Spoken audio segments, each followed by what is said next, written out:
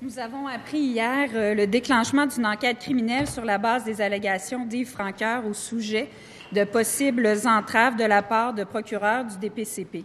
Dans le cadre des règles habituelles, le résultat de l'enquête policière pourrait bien sûr aboutir sur le bureau du DPCP pour que des accusations soient déposées, sans compter que des procureurs du DPCP pourraient être appelés à agir en conseil pendant l'enquête, une enquête qui porte sur le travail de procureurs du DPCP.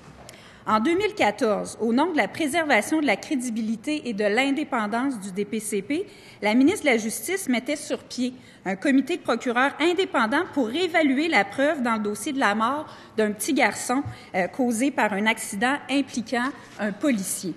Pour ces mêmes raisons et afin, bien sûr, de préserver toute apparence de conflit d'intérêts, est-ce que la ministre peut nous dire si elle envisage de mettre sur pied un tel comité de procureurs indépendants ou tout autre mécanisme? Madame la ministre de la Justice. Monsieur le Président, dans un premier temps, je pense qu'il est important, c'est de permettre au comité d'enquête qui a été annoncé hier par la sécurité publique de faire son travail. Pour le moment, nous n'avons aucun élément qui nous permet de conclure qui, quoi, comment. Tout ce qui a été mis en place hier fait suite à des propos tenus sur les ondes d'une station publique, d'une station de radio. Nous n'avons aucune information supplémentaire quant au fond des choses. Je pense qu'avant de porter atteinte une fois de plus à l'indépendance de l'organisation, à l'intégrité de l'organisation, on devrait prendre un pas de recul et laisser les organismes chargés de faire l'enquête faire cette enquête libre de toute influence politique, médiatique ou autre, Monsieur le Président. Est-ce qu'on peut, pour une fois, respecter l'indépendance? Parce que depuis une semaine, on l'a pas mal mise à mal.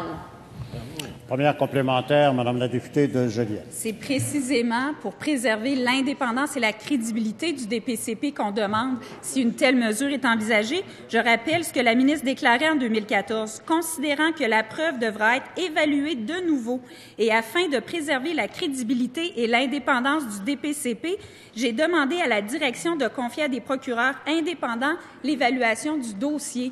Si ces raisons-là étaient bonnes en 2014, elles devraient l'être de surcroît aujourd'hui. Pourquoi refuse-t-elle cette avenue? Madame la ministre de la Justice. Monsieur le Président, aujourd'hui, il n'y a aucun élément qui nous permet de conclure que le DPCP est en cause, pour le moment.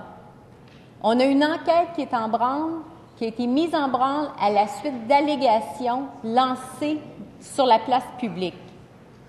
Laissons d'abord l'enquête faire sa démarche et procéder avant de laisser sous-entendre qu'il y a actuellement un conflit d'intérêts.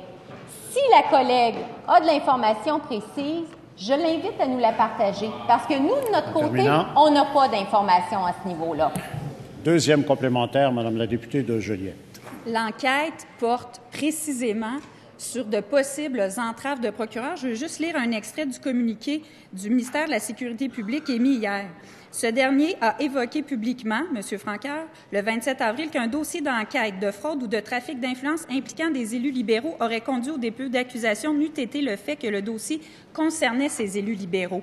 Et elle sait très bien que des procureurs en cours d'enquête pourraient être appelés à collaborer. Pourquoi refuse-t-elle la mise sur pied d'un comité indépendant? Madame la ministre de la Justice. Ce que je refuse, Monsieur le Président, c'est de présumer des suites et de la finalité d'une enquête. Aujourd'hui, il n'y a personne dans cette Chambre qui peut présumer de la finalité des choses. Laissons d'abord l'enquête suivre son cours. C'est notre responsabilité et évitons d'entraver cette enquête par nos faits, par nos gestes, par nos déclarations.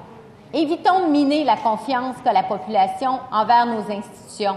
On a le devoir, les 125 députés en cette Chambre, on a le devoir de respecter l'intégrité et l'indépendance de nos institutions et d'éviter, de par nos déclarations, de faire des pressions politiques, comme le voudrait si bien le chef de l'opposition. Terminant.